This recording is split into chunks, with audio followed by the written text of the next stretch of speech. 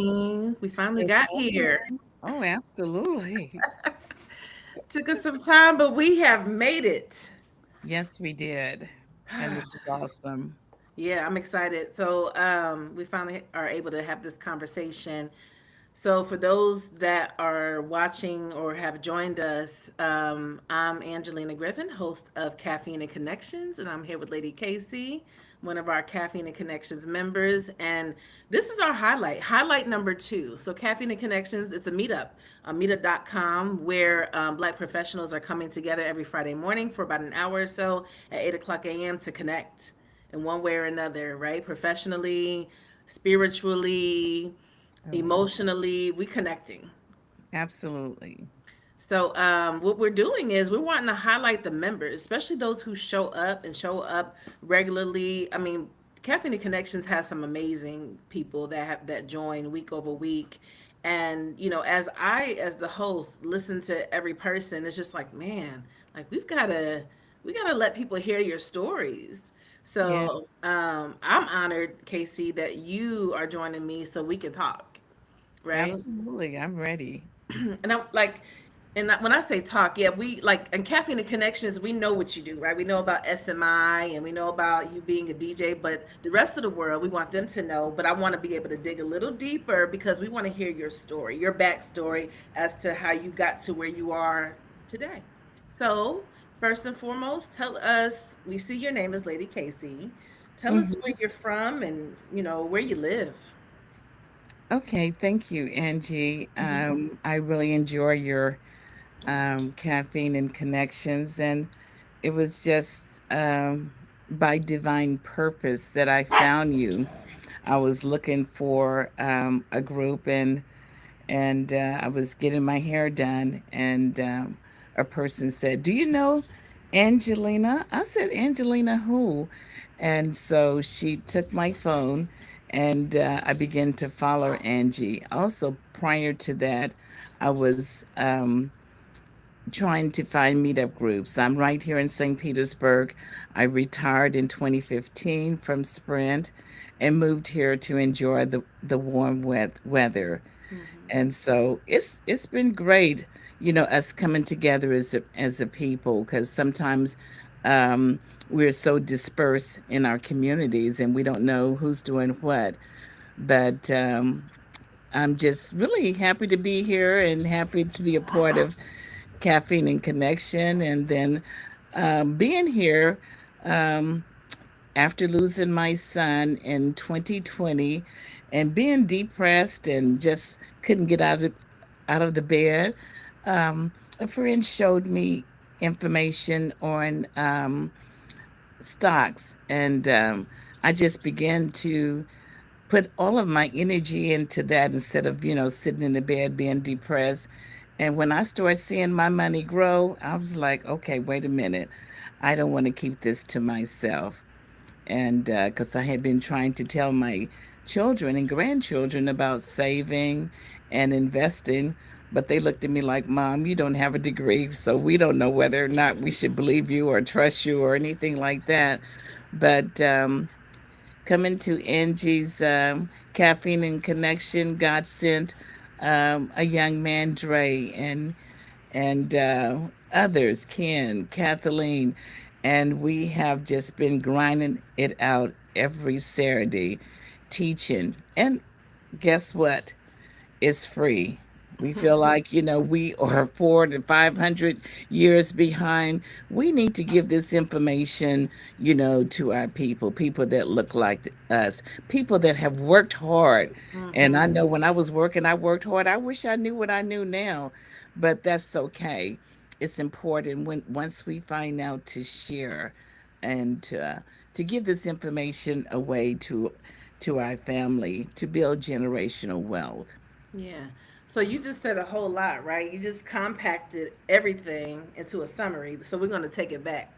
We're going to reel it back to the beginning. So you said you live in St. Petersburg, Florida. Tell us, but you retired from Sprint. You said you moved to St. Pete to enjoy the warm weather. You retired from Sprint in what, 2015? I think you said, right? In 2015. Hmm. 2015. So prior to moving to St. Petersburg, where were you living? I was living in Newington, Connecticut. And is that where you're from? No, I'm from Kansas City. I transferred there in 2000 from Kansas City to Connecticut. Yeah. So I've kind of heard the story, right? Hmm. About you transitioning from Kansas City to Connecticut. And it's an interesting story, especially that journey that you had to go through, especially when you first got there, being new to Connecticut. I think that other people can benefit from hearing your story because I believe that was part of your journey, right? Your also your spiritual journey. So like you leaving Kansas City, that's your hometown, Hmm. right? That's pretty much the place that you knew Yes, all of your life. all of my life. So what made you go to Connecticut? Um, I was thinking I had family in Connecticut, Hmm. and I wanted to get to know them better. So what an opportunity to take this transfer to Connecticut. And so that was the reason, that was the driver behind me transferring to Connecticut. Were you transferring for work? Yes, Was Sprint, absolutely. was it with Sprint? It was with Sprint. Got it. Hmm. Yeah, Okay. in Kansas City, I worked in the National Operation Control Center, where I was able to see um, the pre-work in terms of the laying the fiber optic and launching the cell sites, and so I wanted to go to Connecticut to work in the data center, and when I got there, I was like, "Oh my God, what have I done?" And it was really difficult because I moved up in the winter time, and um, along that time, we hadn't received our relocation package, Mhm. and I became, homeless, and the guy that I came up with. I think he felt like I was learning faster than him, and so he just kind of asked me to leave. And I was like, oh my God, it's Is, like, is that who you were staying with? yes, we were staying together. We both Okay. came up together, and we were staying together, and I think he thought I was learning faster and everything, and so he asked me to move, and I'm like, move? Are you kidding me? And so I tell you one thing, I felt like I wanted to return back to Kansas City, but I feel like, when we understand what God is doing, and even sometimes I left my car home with my mother, so I didn't have a car, and I would have to rent a car on weekends or sometimes during the week. And the snow in Connecticut is just something else, and I'm trying to get to work, but and my tears were freezing on my face, and navigating the snow and things like that. My manager said, take your time, find your place. And I tell you, those were the days where I felt like, God, where are you? And um, right before 9/11, I didn't even have a TV. So there was Ames in Connecticut. And so I called the cab. And so the guy told me, he says, the taxi driver, he said, it's going to take 2 or 3 hours to get back. I said, that's okay. I'll do it. And I got there and got a TV. And that's how I found out about 9/11 later on. During the year when that happened. I woke up and I was like, what's going on? But I tell you one thing, when I would, going through that transition, when I would go to work and walk in the snow, tears freezing on my face, and feet cold, and I'm cold because I didn't bring adequate clothing. I would walk up the hill to sprint, and the guys would be looking out the window, Angie at me, and I would take those clothes They didn't that offer were you a ride or anything? no, didn't offer me a ride or anything.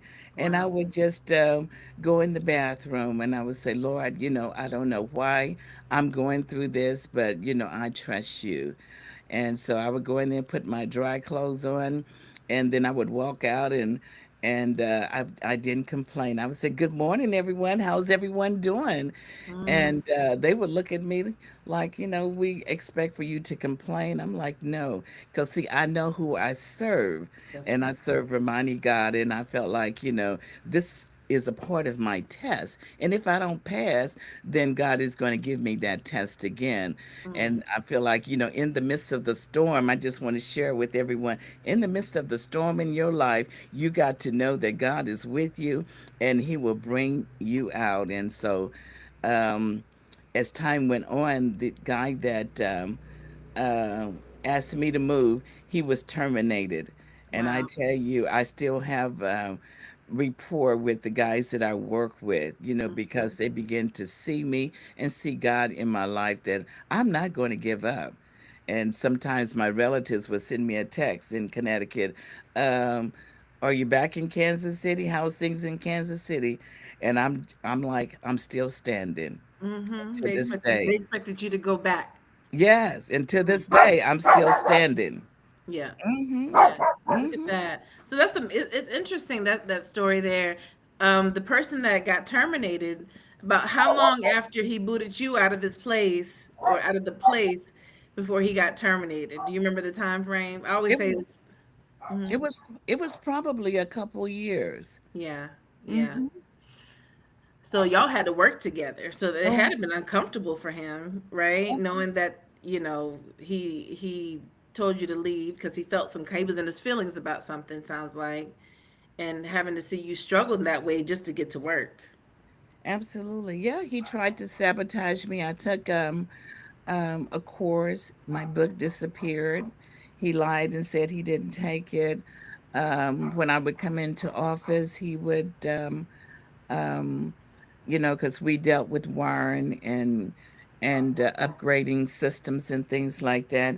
He would try to sabotage me and do something, and sometimes at night he would drive and I could see him in the camera and Wow. things like that. I was just afraid because sometimes I worked in the office at night by myself.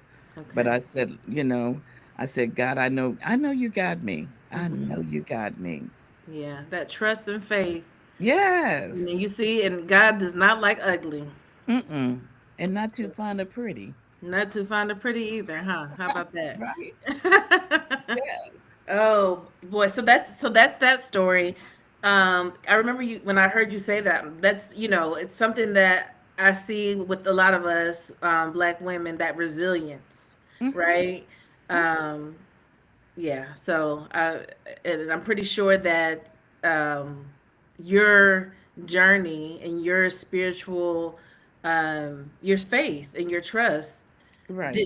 didn't just come overnight. I'm pretty sure it came from a line of people before you. Yes. My father was a preacher. My mother was right there, with him.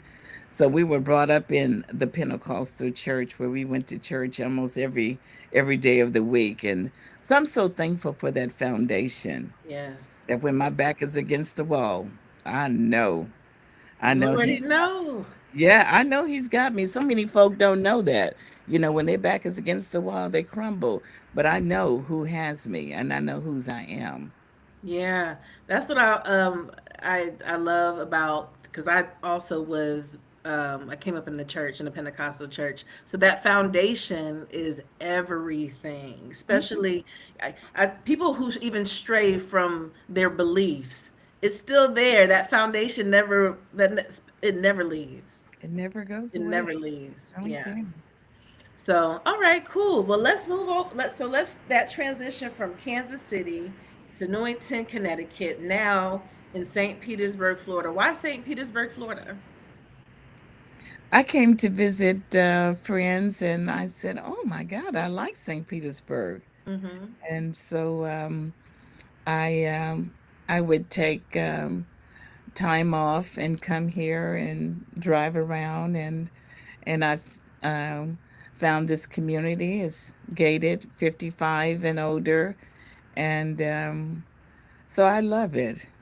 It's about 600, you know, homes, and there is activities for us, and we can have conversation with people like myself that are retired teachers, judges, and etc. And because when you get older, you need community. Yeah. You're not working anymore, so I can walk outside and get on my golf cart and go up and down the street here and just have a conversation. And I was DJing here when I initially got here, and we used to have some really fun times. So I enjoy St. Petersburg. I love it. DJ Lady Casey. Yeah. So yeah, let's talk about the DJing, right? Because I know one thing that you've mentioned is you've been you have DJ'd in different parts of I think Tampa. You've done the boats. I don't know hmm what they call them. You have to give them Yeah, some. the dinner cruise out of Tampa and out of Clearwater. Yeah. And absolutely, I've done weddings, corporate events, birthdays, just because, and self-taught. I feel like if I can, I built a couple computers when I was in Connecticut, working on the mainframes and then working on um, building computers was just really secondary.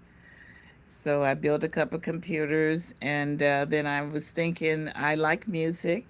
Let Mhm. me plug up my speakers and just backyard events. That's how it started.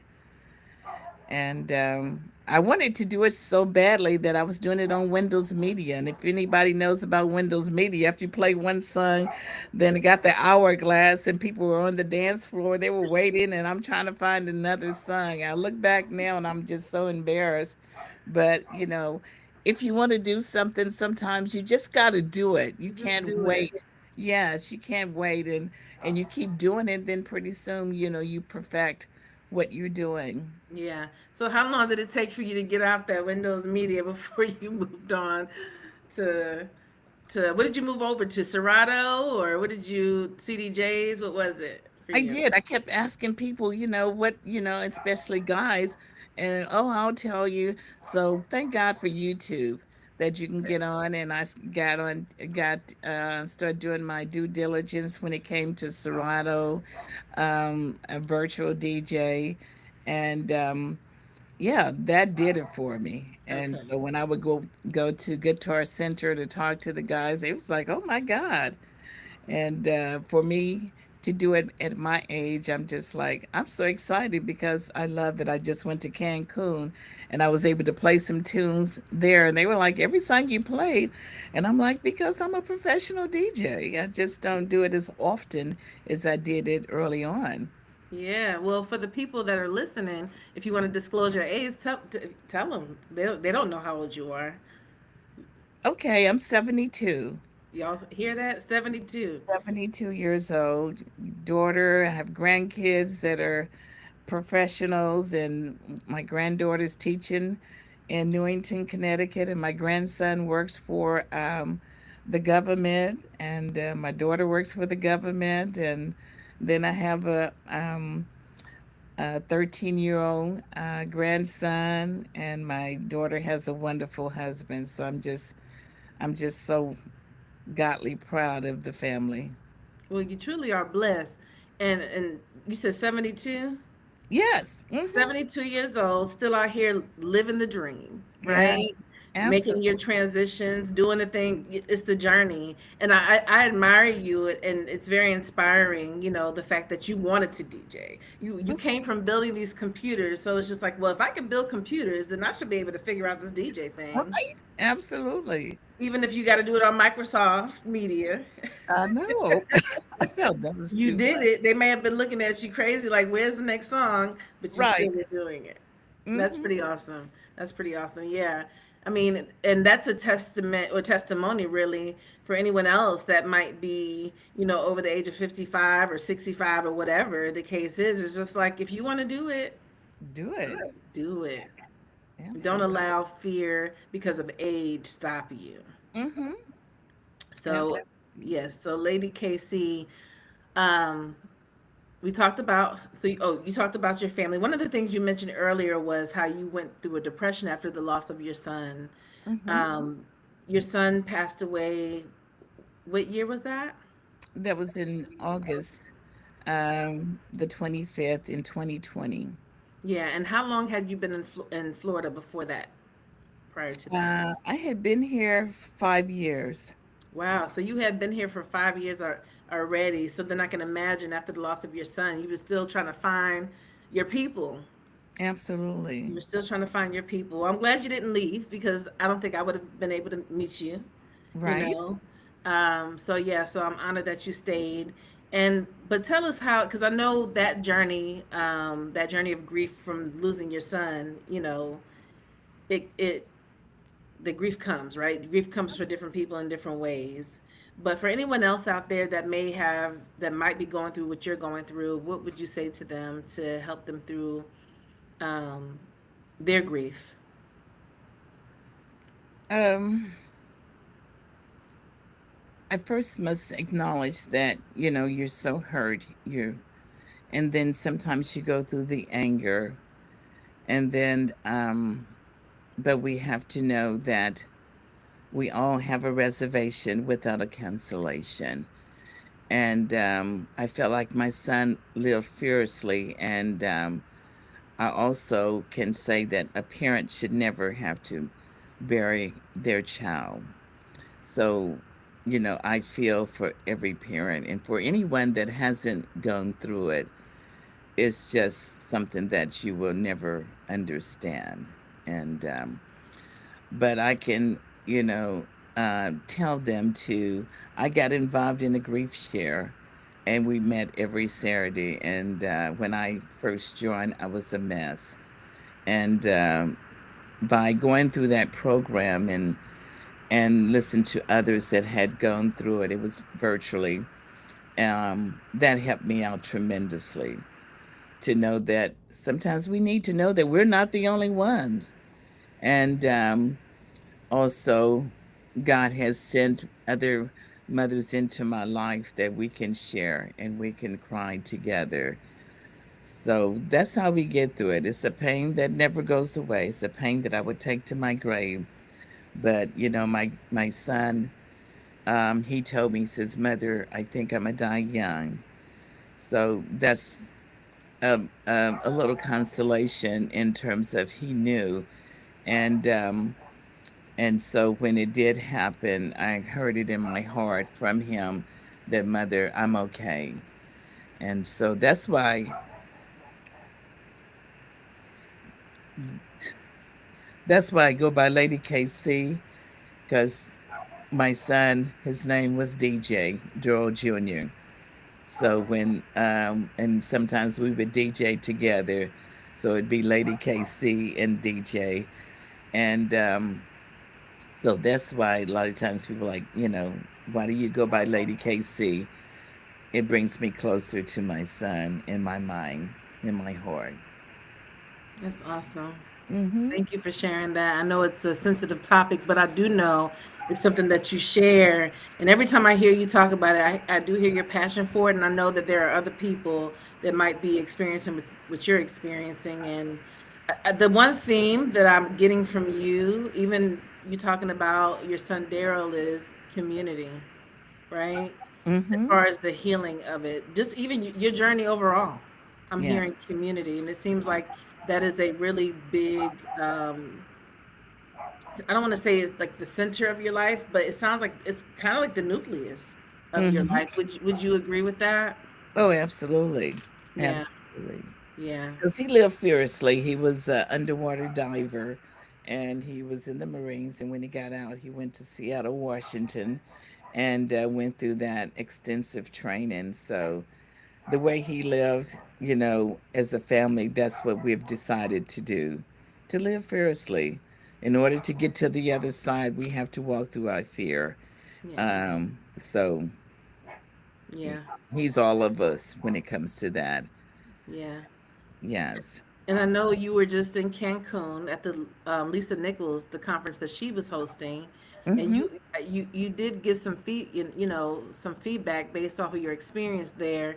And I know there was a heavy period that you experienced there, but it was something dealing with procrastination, right? But Yeah. that also can kind of stem from that same word, fear. Fear. Hmm. Yeah. Yeah. Fear of showing up perfect, fear of, I want to make sure it's done right, fear of what are people going to say, about your product or, how you come across. So that was preventing me from, coming out with the SMI because I'm like, is it perfect, that kind of thing. So I just said, let me just put it out there, the Facebook page. Yeah. And that was a bold move, and I'm glad that you did it. I'm glad that you Yes. did it. Um, so that actually that's a perfect segue into SMI. Hmm. Right? So SMI, Saturday Morning Investors, for those that don't know, you'll hear us say SMI quite a bit. But SMI, Saturday Morning Investors, what year did you start that group? I think I started it in 2022.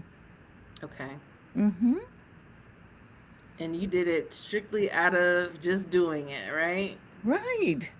A friend of mine talked to me about stocks and set up my portfolio, and I started seeing my money grow. A lot of times we have our money in the bank, and we get in that 0.1%, and we're like, oh, yay.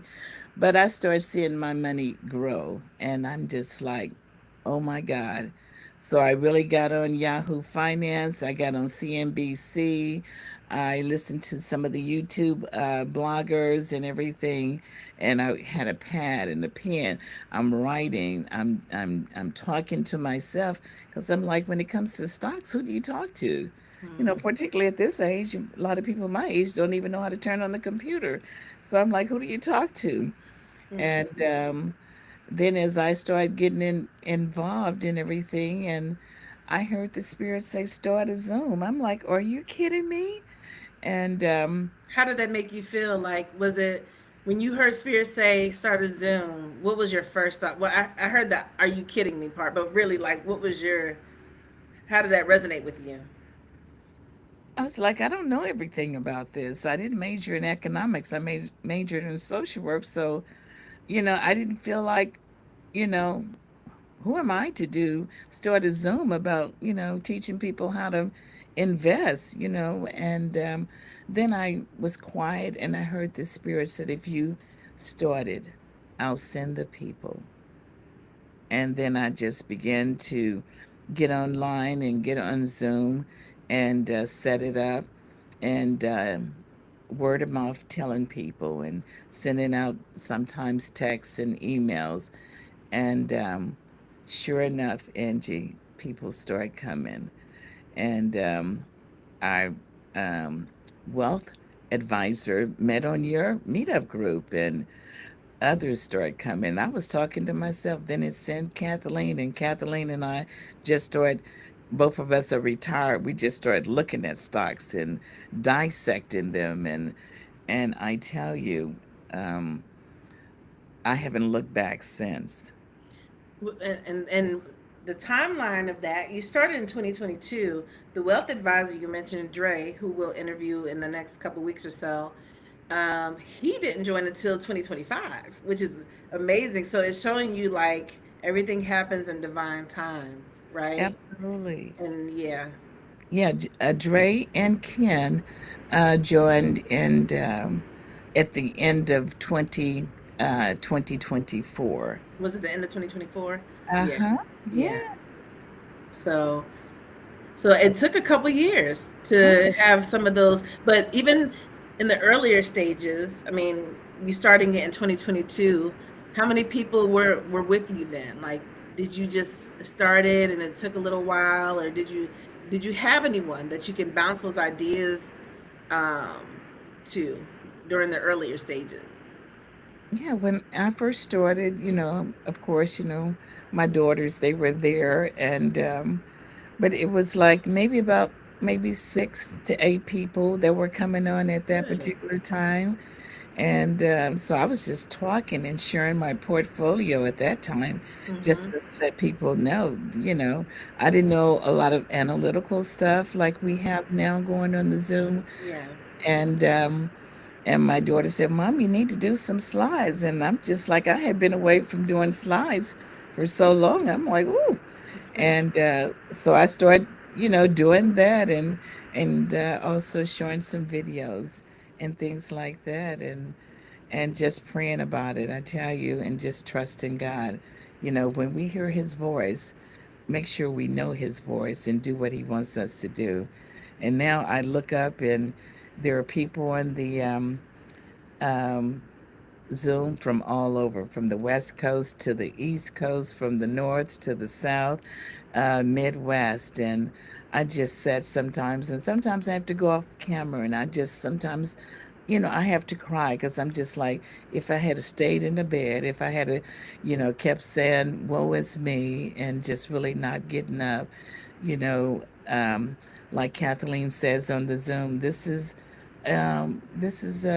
a financial revolution, And it really and is. and we need to share with our people about investing, about insurance, about things, that information that we didn't get, and we worked hard. And I just think if I had known what I know now, I could have been a multimillionaire. But I did not know.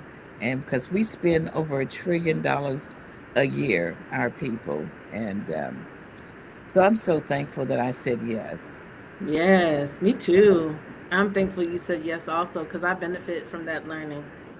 So, Hmm. and it's some good teaching, y'all. It's some good teaching. It's like it's school on a Saturday morning for a couple of hours, and you want to be there because you don't want to miss the revolution. Absolutely. You don't want to miss this. So, yeah, there's so much more I want to ask. But one of the questions I have in the back of my mind are, because we talk about the Saturday Morning Investor, we're talking about investing in the stock market specifically, right? Let's be clear about that because some people will hear, oh, they're investing. What are they talking about? It's not real estate, it's not crypto, it's the stock market. Hmm. Um, who do you look up to, I guess, for your financial? I know you watch Yahoo Finance and things like that, but who, let's say in the Black community, do you tap into when you're doing your due diligence or just learning about financial literacy? I know you've shared different videos, but I just want to hear from you. Okay, the person that I really look to and look at his videos a lot is his first name is Chris, and his last name is Shane, and he's a brother, and he also um, I play on Saturdays, Dr. Boris Watkins, where he's saying we need to get on this, we need to invest like we want to breathe, and so I'm glad that, and there are many more that are out there, but I'm glad, we have a platform to educate each other. And sometimes some of the ones that are on YouTube comes with a cost. And I'm so glad that we're trusting God, and our information, so far is free, which is a blessing, you Yeah. know. Hmm. So how do their messages align with yours? I think they're just telling us how, they're speaking about the urgency of Yeah. what we need to do, and a lot of times we think stocks and investing in the stock market is not for us. We put our money in the bank, we put our money in cans, and put our money in the mattress and everything. But they're just showing, um, and particularly us as a people of color, that we have, I just don't know how to put emphasis on. We have gotten out here and work, work, work, work, Mm-hmm. and we have put our money in 401ks, which, guess who benefits from that the most? And we put our money in the bank. But I tell you to take a chance and take a risk, but invest in good, sound blue chip stocks, and to even know how the market is moving. I didn't even know who CEO of the Feds was until I started doing my research. I didn't Mm-hmm. know how that system worked. And I didn't even, I was thinking if I invest, I'm going to lose my money. But I'm finding out, and I did get scared one time, and I took some of my money out, and I'm looking at, like Robin Hood, and I bought it at $14, and now Robin Hood is Yes. $140. Congratulations. But I got out. See, Oh, that's you got out. I got out. Okay. SoFi, I had 100 shares and I got them at $12. Now has doubled. So I've done that too. Don't feel yes, bad. so it's good for us to come together collectively, and that's what they're teaching. That's what we're teaching. You know, if the market goes down, it dips down, it's time to buy. And don't be afraid. Again, like I said, about fear. Fear keeps us, it holds us back, and I shall not be held back again. I'm telling you, I will not. I'm going to trust God and I'm going to walk in my fear, whatever it is that we need to do. And for those of you that are listening, whatever God is tugging at your heart to do it. Do it. I tell you, and don't look back. I don't care what nobody says. Because, see, sometimes other folk didn't get the memo that God has directly sent to you, and they Right. want to try to critique you and tell you, I don't know about that. But I'm so glad I know the voice of God. And when he You tells me something, discern that discern. that discernment. And when he tells me something, then that comes from my foundation in the Pentecostal church. Hmm. Yes. Yeah. Oh, yeah, this is good. And I have to add to that, like Casey is sitting here, 72 years old. I mean, I've heard it. I've heard it from people on your call, people who are your age, maybe even a little younger, seem like that they're afraid because maybe their income may not be substantial like it was back when they were working, or let's say it was compared to other people, because a lot of times we like to compare ourselves, right? We think, oh, I can't invest that much, or oh, I can only put, I don't have that much money. They're afraid to even just put a little bit, as if that little bit won't do anything. Every little bit counts. It's Absolutely. like you can't afford not to do it at this point, Mm-hmm. no matter your age. And I think that's the other point I was going to make, is some people think it's too late for them after they've retired. I want to hear from you in regards to that. No, it's not, because a lot of times when we retire, we have this money that we've saved and everything.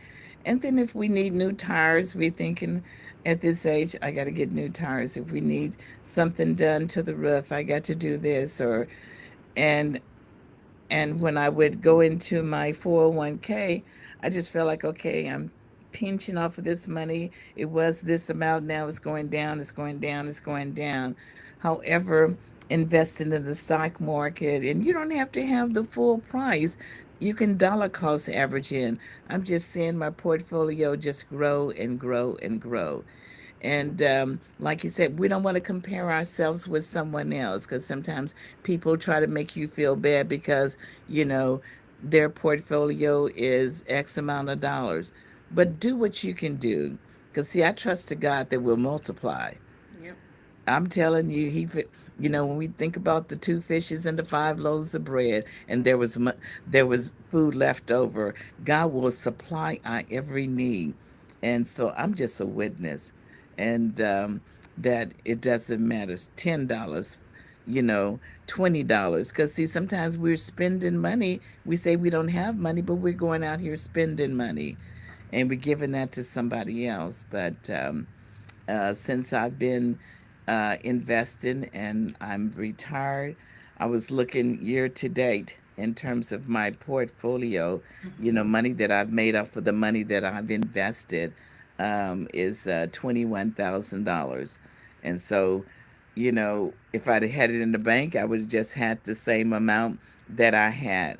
Yep. So it just encourages me when I can Yeah. just to keep dollar cost and average into um, good companies, and that's why we come together on Saturday, because that information is shared with us on Saturdays, Yes. exactly where to put our money. And dollar cost averaging, for those that don't know, that just means you're putting partial amounts. Like, let's say, for instance, there's a stock that you like and you see it's $500. Mm-hmm. Well, you don't have to buy the whole share of that stock. You can purchase portions of that share. You know, a Absolutely. quarter, less than Mm-hmm. a quarter if you want. Point Mm-hmm. one, point two, point seven. It doesn't have to be Absolutely. a whole.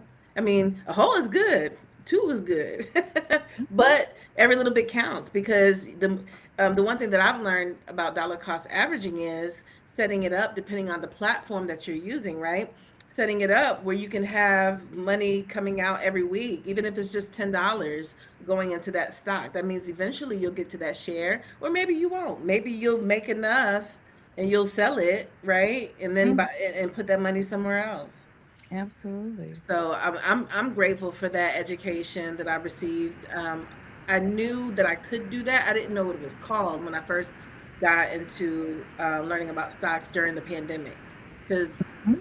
just like you, well, just like you tell the story, and I'll let you tell it. You said you would hear people in your office talking about the stock market, but you didn't think it was for people like you. No, I just would walk on by, like that's not for me. And I show on Saturdays a Fat Man Scoop. He's Yep. like, I was out there making money, and I didn't know about investing. He didn't think it was for him. And just think if all the entertainers and people that are making money would know how to invest their money, then we wouldn't have entertainers dying broke and things like that. And I think right now it's time to get on board, is because our world is changing. We have autonomous cars, we got autonomous um, uh, what do you call those, autopilots, where they get you back and forth from the um, to the airport, particularly during heavy traffic. We got these plants that they're building all over, The data centers that you. data centers. Mhm. We got robots that are coming, and we just cannot be oblivious and think that the world is going to function the way it's functioning now, because it is not. And we need to open our eyes. We need to look at what's happening. And so right now I would encourage anyone, because we're on the cutting edge of change. And Yeah. when I was working for Sprint, we were on the cutting edge of analog um, versus digital. And that was something I wish I'd have known to invest then. But right now, I would encourage anyone, don't sit back and just listen to us. Join up with us, because you're still early for the party. Yes. Mhm. And another cool thing is we talked about you're 72 and doing it, but imagine if a person is doing this for their baby or their Yeah. child. Oh my Like God. how far ahead college age kids, shoot, 20s. I wish I would have been doing this, long ago, but again, we're here now. But just Hmm. imagine a person setting their children up for success financially. Right. I have some dividends that I'm going to leave to the grandkids and, for the family. And JEPQ, Yes, that's a good one. JEPI, they pay me monthly, Hmm. monthly. And some of the other people, they did that for their children, and the baby boomers, and I'm a baby boomer, but I didn't know, and their kids are getting a check month Yeah. every month. And it's just compound interest. You invest in the company, and they have dividends. And I'm getting, right now, I just started one account. I have, so many thousand of dollars in it, and I'm getting almost $200 every month that's going to reinvest into that company to keep snowballing. And just think, 10 to 20 years, that money is going to grow. We didn't know anything about it. Right. But if you Yeah. join our SMI group, you will learn how to do that. And I'm just thinking about because there was one guy that joined a while back. I believe he was a financial advisor, if I'm not mistaken, or maybe he had a friend that was a financial advisor. I want to say it was somebody that Chanel brought to the group once, Hmm. and he was talking about how he makes money off of dividends. It's like he's Yes. living off of his dividends. Hmm. I'm thinking to myself, wow. Like, like how could I have set, not how could I have, because I do think about the past a lot. Like, what could I have done better? I'm like, I can't think about the past. I have to think about where I am now so I can set myself up for the future, right?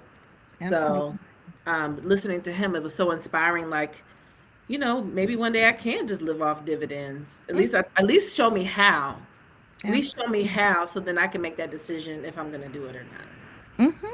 Yeah. And that's what happens, once you keep investing in companies that pay dividends, your principal stays the same Yeah. pretty much. So if you got 100,000, 200,000, it stays the same, but they're paying you to, hold that particular company. So you're getting your check, cha-ching, every month. Yeah. And there are people, if you don't believe me, look it up online. There are people that are just living up for their dividends, Yeah. and Paying then their they house pass off and everything. hand their house off, car off, or whatever, and don't have to worry because we cannot sit back and buy into the okey doke that Social Security is going to be here for the young people. You cannot sit back and think that, because it's not going to happen. Yeah, it's not going to happen, guys. Sorry. I'm a No. Social Security advocate, and I read up on it all the time, trying to share the gems. Be like, we gotta prepare for what's to come. Like you said, it's the revolution is here. The Hmm. future is here, right? So, I mean, the autonomous. I've been hearing about it. 2020 was what's this guy? The guy's name that called him the Prophet of Wall Street. That's how I got tapped into the stock market, listening to him, and he said it like he was throwing out all the tickers, to Absolutely. invest in, just to kind of get people prepared for what's to come. Hmm.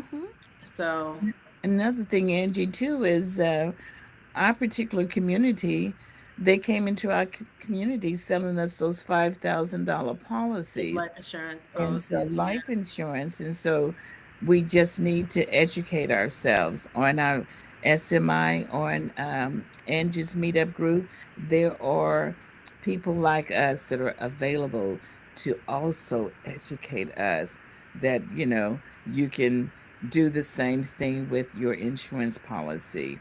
And it's a shame. I think a lot of these buildings and things like that, our people paid for that because they were invested, and these white men were coming to our communities, and they were paying their little money down on the 5,000, 2,000, $3,000 policy that they paid over and over again. that It is, ended, yes, yes, it that ended. ended, and they didn't benefit from if they outlived it. Mm-hmm, mm-hmm. It's a shame. It really is. So I just encourage us to not sit on the sideline, but to get involved. And at a time like this, don't let your mind tell you, because sometimes our mind, what happens in between our ears, will discourage us, will say, I'm not enough, I can't do it. But I'm here to let you know you can. And like Nike says, just do it. That's a great way to end this conversation. I love Yes. that. Just do it. Well, Yes. before we go, Lady Casey, and first of all, let me just say thank you for taking this time Hmm. to meet. Having you a member of Caffeine and Connections has been truly a blessing. Everyone brings such. I always say it's the value you bring is it's truly invaluable, right?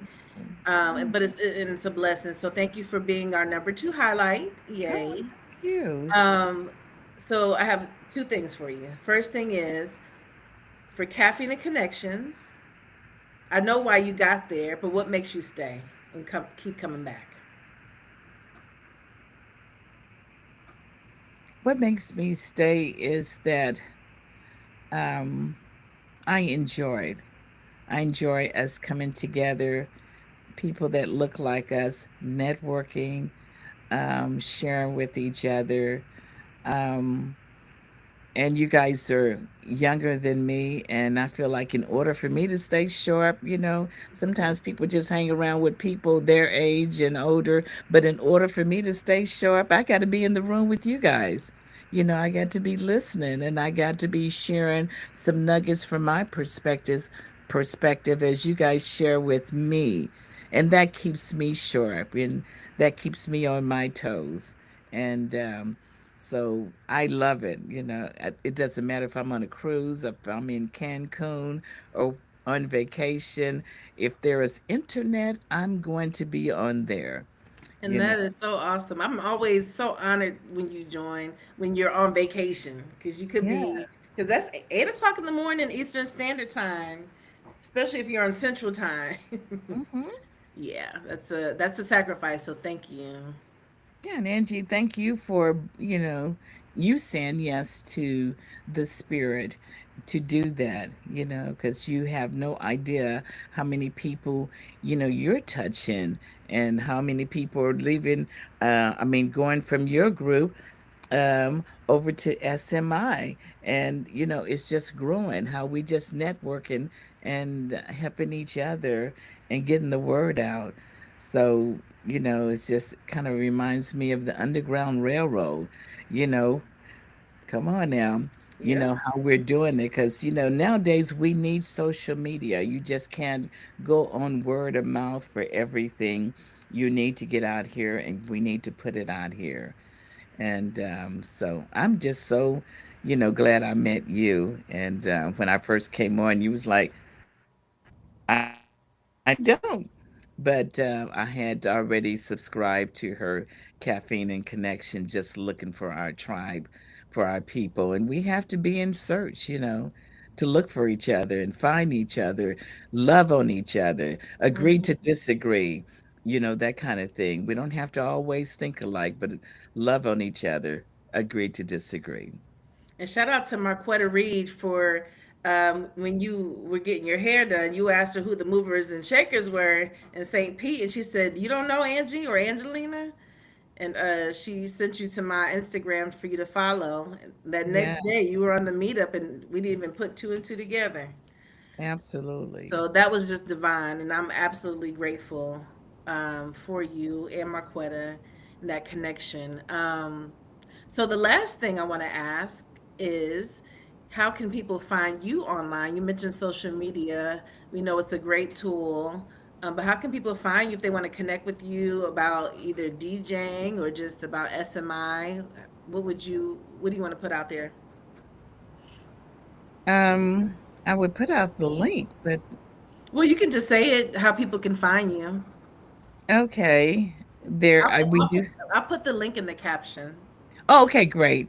Okay, we do have a Zoom link, and like I said, we meet every Saturday at 9 o'clock a.m.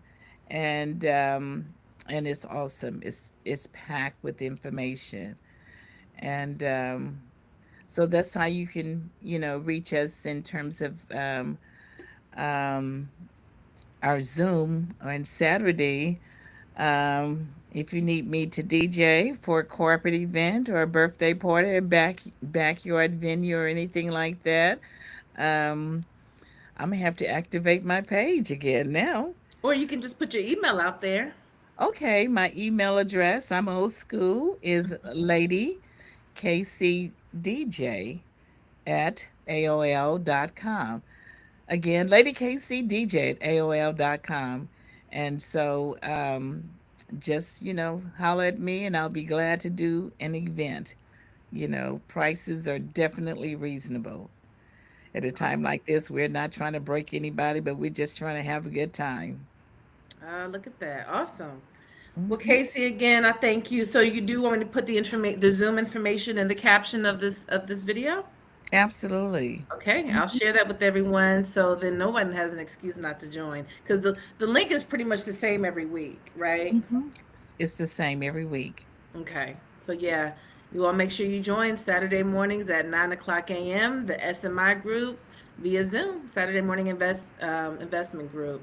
Casey, it's been an honor and a privilege being able to have this conversation with you this morning. Yes. Thank you for So, having me. Thank you so much. absolutely, and of course, we'll see you tomorrow for Oh, Caffeine Connections at 8 o'clock absolutely. a.m. I'll be there. And this is our highlight number two with Lady KC. Awesome. Until next time, Okay, goodbye. See you guys on the Zoom. see you then.